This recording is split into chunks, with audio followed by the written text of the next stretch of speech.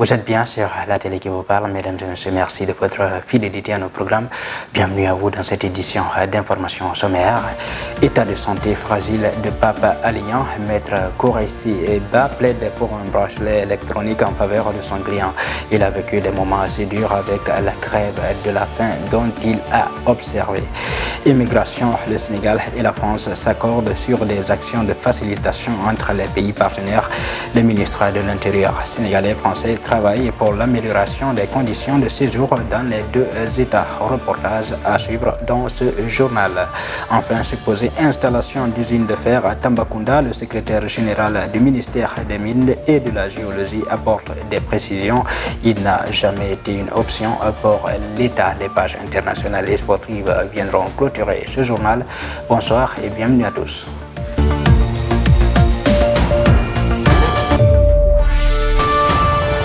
Mesdames et messieurs, pour démarrer ce journal, la Cour des comptes, dans son rapport 2020-2021 sur la gestion des fonds destinés à la lutte contre le coronavirus, le Trésor public a fait du nébuleuse sur les méga moyens des Sénégalais.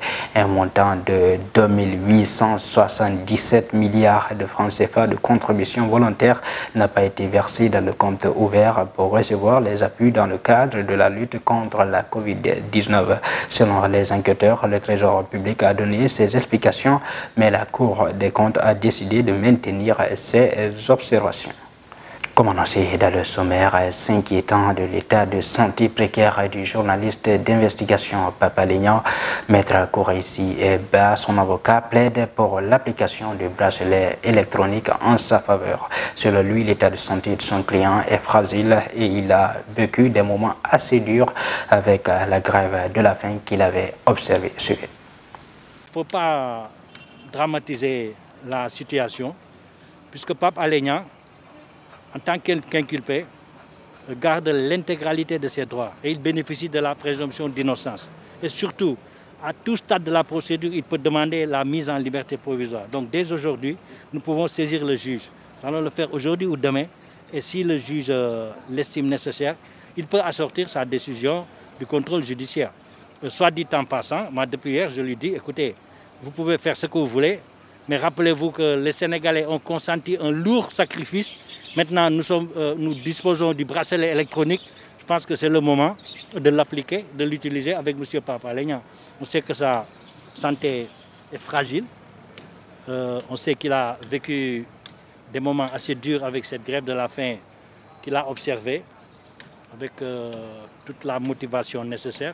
Ça a fait les dégâts que ça a fait. Et maintenant, vraiment, je pense que ce n'était vraiment pas opportun du tout de le placer en détention. C'est pourquoi je disais aujourd'hui, c'est un jour très triste par rapport à cette situation. Non, vous savez, quand les gens viennent comme ça, on peut dire pour la première fois, parce qu'ils viennent d'être placés sous mandat de dépôt. Et puis l'Ordre des huissiers du Sénégal vient de voir ses effectifs augmenter. C'est désormais 27 nouveaux huissiers qui ont intégré le métier. En croire le président de l'Ordre, Adama Dia, toutes les charges sont bien pourvues. Toutefois, il a noté que le ministre, parmi ses recommandations, a noté le relèvement du tarif donné, sachant que le test qui le régit est vieux de 40 ans. Nous suivons Adama Dia, le président de l'Ordre des huissiers du Sénégal. Parce que nous avons d'être enrichis de 27 huissiers, dont des femmes et des hommes, à qui nous avons cherché comme marraine la première présidente du Conseil de l'Ordre des huissiers du Sénégal, qui s'appelle Massienne Ndiaye Sène, qui est partie à la retraite il y a quelques années, mais que nous avions l'obligation et le devoir de faire revenir pour faire profiter à nos jeunes collègues, tout ce qu'elle a fait comme travail en termes de vertu et de valeur relativement à la profession de huissier qu'elle a exercée jusqu'à sa retraite. C'était l'objectif fondamental. Je pense qu'on y est arrivé parce que les jeunes se sont reconnus en elle. Ils ont bien reçu le discours poignant que la marraine a délivré à leur endroit et nous espérons que ces jeunes vont suivre son exemple en tant que modèle, en tant que pionnière dans la profession du huissier de justice. Parmi les recommandations, comme le ministre l'a rappelé en Wolof, on en note deux principalement. D'abord, le relèvement du tarif correctionnel. Vous savez, à l'occasion de l'exercice de la fonction d'huissier, l'huissier est amené à faire beaucoup de tâches, beaucoup de travail pour l'organisation des juridictions. Et en général, c'est un travail qui n'est pas payé par le justiciable, mais le paiement incombe à l'État du Sénégal.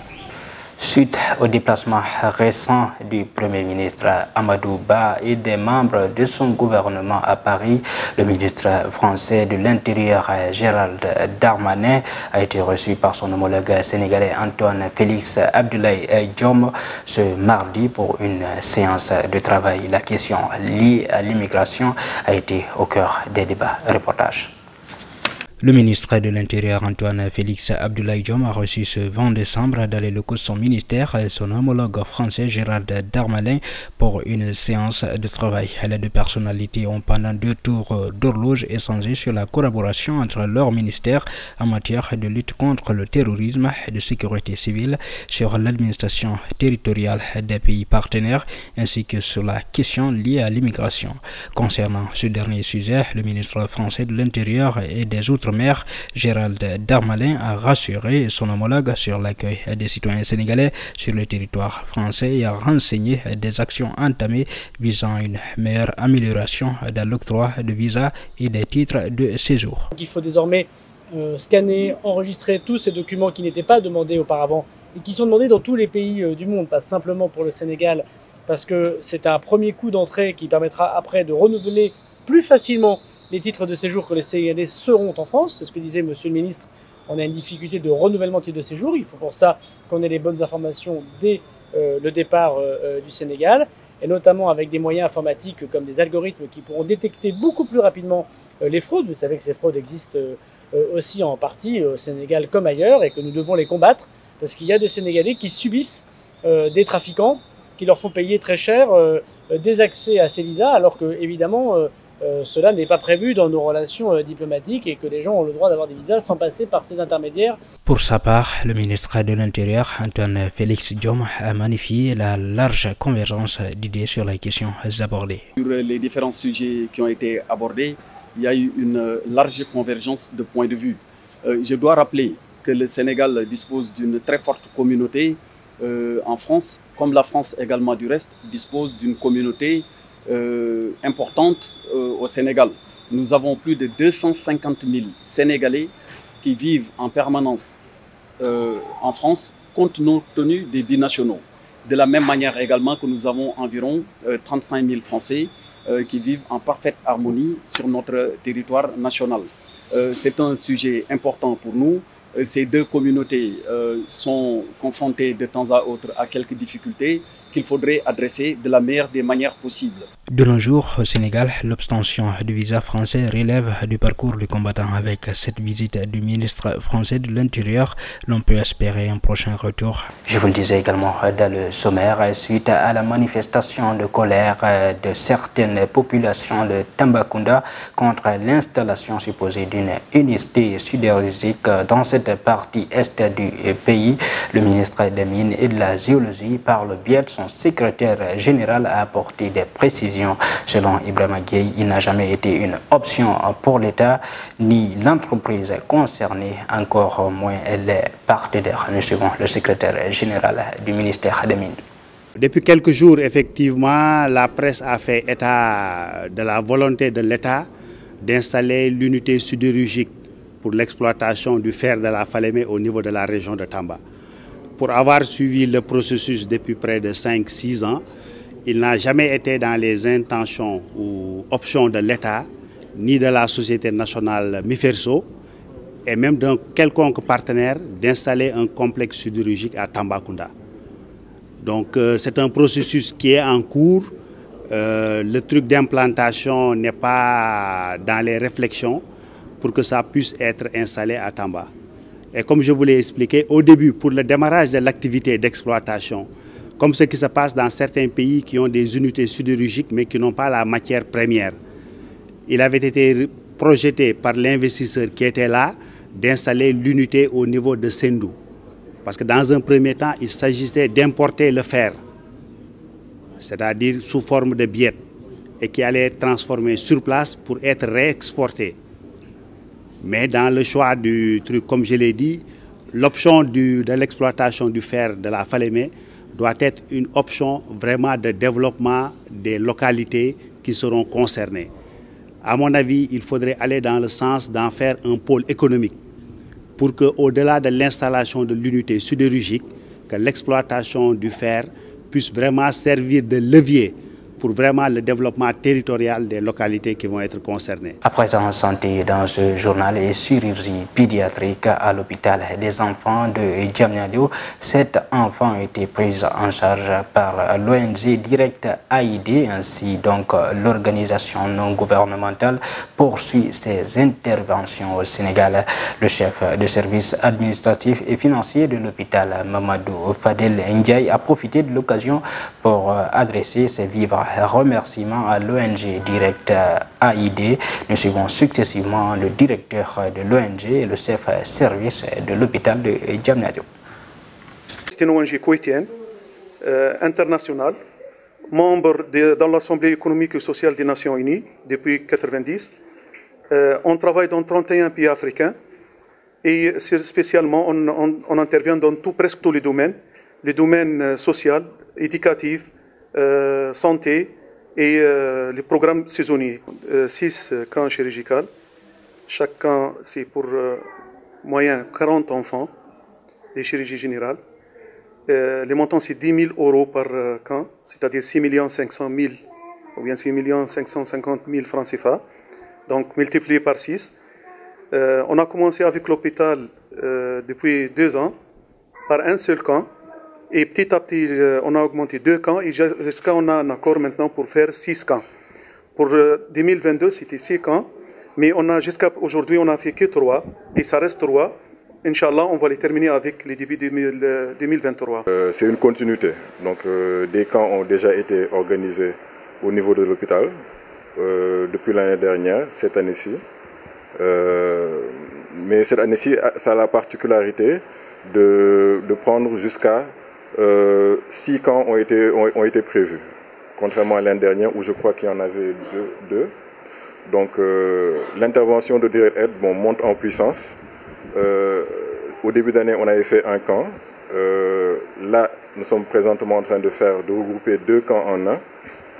Il y a 3 autres à venir, avec des perspectives en 2023 de 6 camps. Donc sachant que pour chaque camp, c'est 40 enfants. Donc si on fait le cumul, 240 au total enfants au niveau de l'hôpital de Diamniadio. Mesdames et messieurs, voilà pour l'actualité nationale, présidentielle internationale. L'ONU lève les contraintes sur l'exportation d'armes vers la République démocratique du Congo. Volodymyr Zelensky est attendu à Washington ce mercredi. Enfin, en Afghanistan, l'accès aux universités interdit aux femmes, une étape supplémentaire au durcissement. Nous serons. L'Organisation des Nations Unies a voté ce mardi le renouvellement du mandat de sa force du maintien de la paix, la MONUSCO, pour 1 année en RDC. Plus surprenant, elle a amendé le régime de sanctions et levé l'obligation de notification des exportateurs de matériel militaire lorsqu'ils fournissent Kinshasa en armes. Depuis 2003, toutes les livraisons d'armes à Kinshasa devraient être approuvées par l'ONU, puis à partir de 2008, les États fournissant de l'aide et du matériel militaire à la RDC devraient en informer au préalable au Conseil de sécurité, une obligation du régime de sanctions. Problème avec la recrudescence de l'insécurité à l'est du pays, Kinshasa a besoin de renforcer ses moyens de défense. Or, cette procédure, en rendant les exportateurs confis, obstrue ses capacités. Et puis le président ukrainien, qui n'a pas quitté son pays depuis l'invasion par la Russie le 24 février 2022, sera reçu ce mercredi 21 décembre à la Maison-Blanche par Joe Biden avant de s'adresser au Congrès américain. Ce sera son premier déplacement international depuis le début de la guerre. Cette fois, c'est confirmé. Mardi, la présidente de la Chambre des représentants, Nancy Pelosi, avait écrit aux élus démocrates pour leur demander d'être physiquement présents ce mercredi soir pour une session très spéciale sur la démocratie, souligne le correspondant d'RFI Guillaume Nordin à Washington. Et lors de sa visite surprise près du front à Bakhmut, des soldats avaient remis à Volodymyr Zelensky un drapeau dédicacé à remettre au Congrès, mais la visite a tardé à être confirmée, sans doute pour des raisons de sécurité. Enfin, en Afghanistan, les autorités talibans ont annoncé ce mardi que les universités afghanes étaient désormais interdites aux femmes. Déjà privées d'enseignement secondaire en Afghanistan depuis l'accession au pouvoir des fondamentalistes islamistes pour une durée indéterminée. En plus, des dizaines d'étudiantes ont tenté de se rendre à l'université ce mercredi matin, mais plusieurs d'entre elles ont été accueillies par les coups de talibans chargés de la sécurité aux portes des universités. À présent, place à la base sportive basketball pour démarrer. Finale de montée en division 1 masculine. Larry Diouf remporte le titre 25 ans après. Mercato, le FC Séville veut Pape Matar Sarr dès ce mois de janvier. Enfin, après avoir été viré par le Real Madrid, Isco Larsson est indésirable à Séville. Nous bon. Après 25 ans sans représentant dans l'élite nationale, Larry Diouf Basket Club devient la deuxième équipe à jouer en masculine dans la région de Ziguinchor et remporte ainsi le championnat de deuxième division. La finale qui a opposé l'UCAD à Larry Diouf a tenu toutes ses promesses, les clubs ayant assuré le show au stadium Marius Ndiaye durant le premier quart-temps. Les deux formations ont livré un combat acharné. Les paniers vont d'un sens à l'autre avec beaucoup d'intensité. L'équipe de Larry Diouf a mené la danse, mais les étudiants ont répondu présent et ont même pris les devants à l'issue du premier acte. Mais au final, les protégés de Pape Nagasta Diouf s'inclinent finalement avec 18 points d'écart, 91 à 73.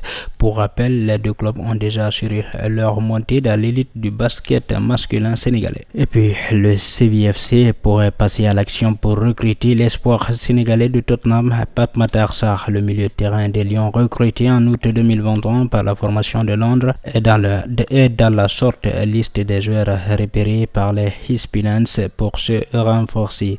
Désiré de renforcer son groupe pour la seconde partie de saison, le FC Séville, l'actuel 18e de la Liga espagnole, envisagerait de recruter des joueurs pendant le mercato hivernal 2022 qui s'approche à grands pas. Et d'après les informations publiées par le média espagnol, Michel Deporte et la formation coachée par Jorge Sampaoli suivrait de près le dossier du jeune milieu de terrain sénégalais Pape Matar Sarr, qui a récemment participé à la dernière Coupe du Monde au Qatar avec les Lions du Sénégal. Enfin, à Séville toujours, Jorge Sampaoli ne veut plus être disco. D'après une information du quotidien Marca, le contrat de ce dernier avec le FC Séville va être rompu dans les prochaines heures.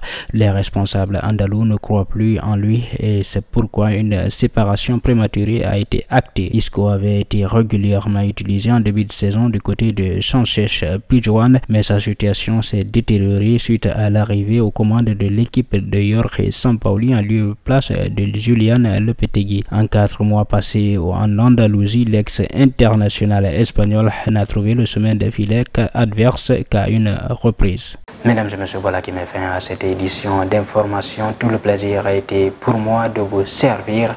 Bonne fête de fin d'année par anticipation. Restez en compagnie des programmes de la Time for Africa, les meilleurs.